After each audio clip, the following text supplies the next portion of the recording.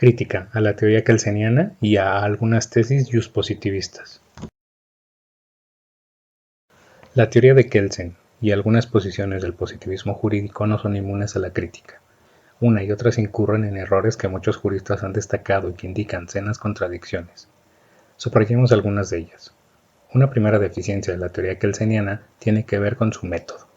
Existen múltiples argumentos respecto a la corrección de tesis de la neutralidad, siempre que ésta se conciba como una tesis metodológica para acercarse al derecho en los términos planteados por Bobbio. Para ser más específicos, como una tesis que para definir al derecho sirve para identificar a las reglas jurídicas. Esta precisión se relaciona con la definición de derecho.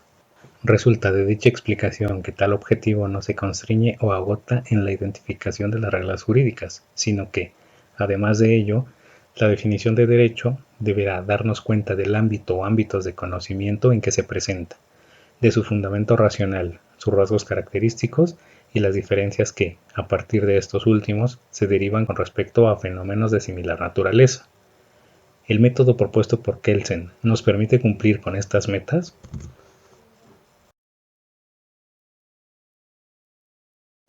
Salvo para el efecto de identificación de las reglas o normas jurídicas, el análisis y definición del derecho no puede desvincularse de elementos extraños, como el propio Kelsen los llama.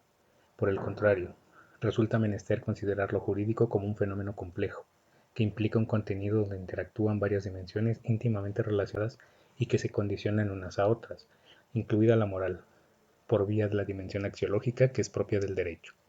Del mismo modo que por razones didácticas o de aprehensión de lo jurídico se distinguen en la teoría tridimensional los niveles láctico, normativo y valorativo, es evidente que una abstracción radical de cada una de ellas, desvinculada de las otras dos, nos lleva, como sucedió con Kelsen, a conclusiones equivocadas. Kelsen redujo la concepción del derecho a la dimensión normativa. Sin embargo, el derecho es más que un conjunto de normas distintas y no absolutamente independientes de la moral.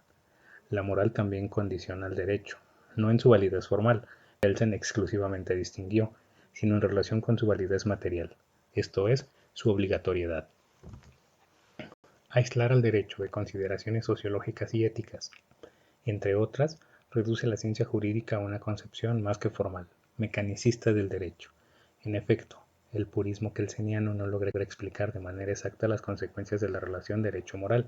De ahí que por más que Kelsen sostenga la posibilidad de una subordinación del primero en relación a la moral relativa, no acierta a responder satisfactoriamente respecto de los efectos determinantes que, en el mundo del ser, en la realidad del derecho, acarrea la existencia de un sistema normativo injusto o inmoral. Porque si bien es cierto que el derecho no requiere ser justo para ser derecho, es también cierto que todo derecho requiere de un mínimo grado de moralidad y justicia para ser obedecido. En otras palabras, la obediencia al derecho es un aspecto que Kelsen obvió y que afecta de forma sustancial al planteamiento del objeto que, según él mismo, debe guiar la jurídica. La respuesta a la pregunta ¿qué sea y cómo sea el derecho? La legalidad, es decir, la validez formal de las normas jurídicas, garantiza la eficacia de un orden jurídico, pero no su validez material, y por lo tanto, no garantiza su obligatoriedad, sino su coercibilidad, es decir, el que será aplicado aún en contra de la voluntad, en caso de desobediencia de sus destinatarios, lo cual, como ya mencionamos, reduce la coercibilidad y la sanción a un simple problema de fuerza, ni siquiera de dominación, concepción y explicación del derecho que es, como un mero mandato o un fenómeno de fuerza, alejado por completo de la moral. Resulta harto insuficiente. El fenómeno jurídico comporta como una necesaria relación con la moral, no obstante ser distinto de ella. La tesis de separación derecho-moral es, como se deduce de todo lo dicho, incorrecta. El contenido de las normas jurídicas, su validez material, su moralidad, su justicia, es determinante para su obediencia. La obligatoriedad del derecho no funciona, según Kelsen describe, como un proceso mecánico o de mera imposición, un mandato exento de toda carga moral eficiente, el cual se asume por los ciudadanos dado el hecho simple y llano de tratarse de una ley, proceso en el que no cabe ninguna consideración ulterior.